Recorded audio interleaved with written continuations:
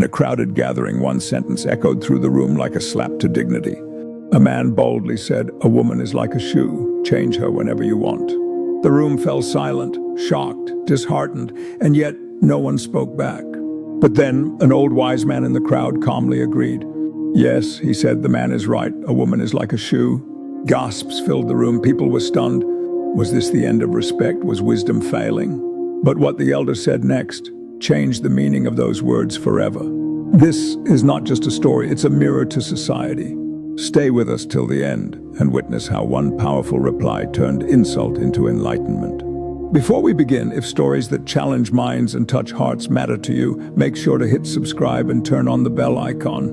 You won't want to miss what's coming next. It was a quiet evening, the kind where thoughts run deep as shadows dance softly on the walls of the warmly lit room.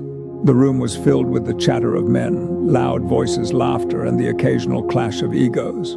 In that crowd sat a man who decided to drop a statement. Not just any statement, but one that would sting, one that would echo. He smirked, raised his chin, and said, "A woman is nothing but a shoe, a thing you wear when you want and discard when you wish." Silence fell. The laughter faded, the air tightened. Eyes shifted, some looked away, others stared in disbelief, and a few nodded as if agreeing. But sitting in a quiet corner was an old man, a man whose face was carved by wisdom, whose eyes had seen decades of change, love, loss, and truth. Everyone turned to him. "Baba Ji," someone said, "what do you say, is he right?" The old man looked up, calm, serene. "Yes," he said. A wave of shock ran through the room. The arrogant man sat back with pride swelling in his chest. He was sure he had the old man's approval. But the old man wasn't finished. He took a breath, a deep, long breath, and said, "He's right, but only for those who walk with their souls in the..." The room went still as the weight of the old man's words settled over everyone present. "Yes," the old man continued, "for a man who sees himself as a foot, low, directionless, always walking, a woman will be no more than a shoe, something to step on, to walk with, to replace." The pride on the man's face began to crack as he processed the truth in the old man's words. But the old man's voice rose gently. "For the man who sees himself as a king, for the man who carries honor in his chest and wisdom in his crown, a woman is no shoe.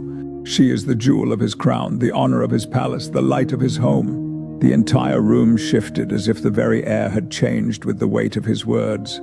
It wasn't just silence now, it was reflection, a shared moment of realization among all present. One sentence, one moment changed everything. Have you ever thought about what it means to truly value someone?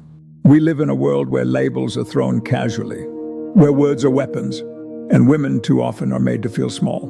But the truth is, no society rises without honoring its women. You want to know the strength of a people? Look at how they treat their mothers, their sisters, their wives. A woman is not a commodity, not a toy, not a servant. She is the first teacher of your child, the first nurse to your wounds, the first voice that teaches you to speak, and the last hand that comforts you in pain.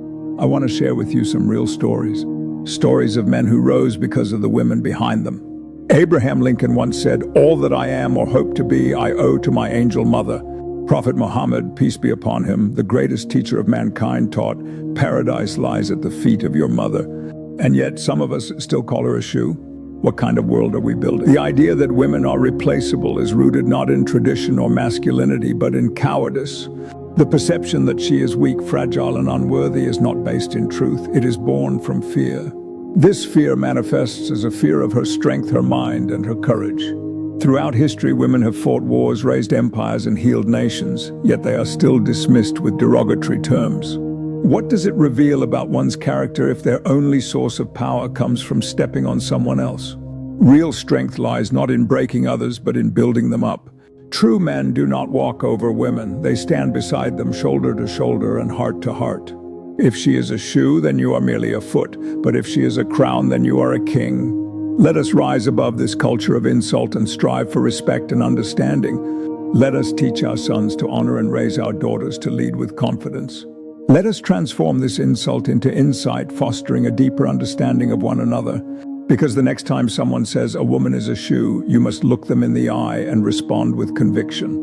"Then may I be the head that wears her as a crown" is a powerful retort to reclaim respect. And just like that, the entire room fell silent again.